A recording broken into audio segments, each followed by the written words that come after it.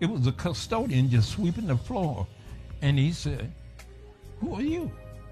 And we told him that we were Jews from the Hebrew Israelites and etc. And he said, "Welcome." And then he told us there was an absorption center there at the airport. Matter of fact, he took us and showed us where it was. And so we went there, and they accepted us. You know, because back then, if you said that you was a Jew and you lived by the laws, they accepted you. And so they accepted us like that. And so we stayed there for 2 or 3 days. Then we went to a kibbutz. Then we went to Jerusalem to try to see if we could get these books that we would need to teach Hebrew. And so they sent us to this office, to that office, and to that office. And in the end, we both were sitting there on the sidewalk because they finally said they couldn't help us. And so we sitting there on the sidewalk saying, "So where do we go from here?" I said, "Well, I'm with you, you know." We was checking out all kinds of possibilities of things, and we checked and found out that you could study Hebrew a half a day and work a half a day at a kibbutz. That's called an ulpan. You work a half a day and study a half a day. So we checked it out, and our 2 weeks now is up.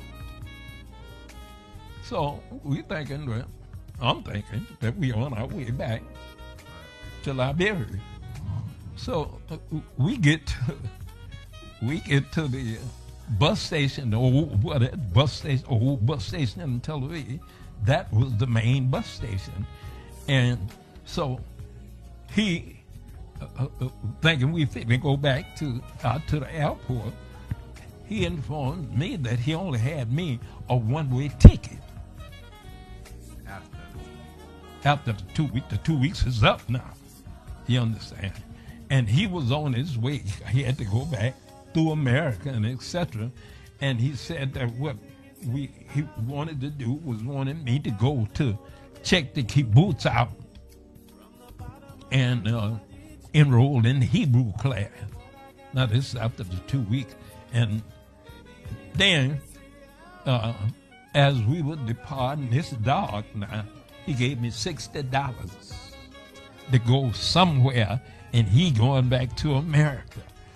Now, ordinarily, if I hadn't been in the army and I was a well-trained, well-disciplined soldier, I would have got that other word that you use, and you know.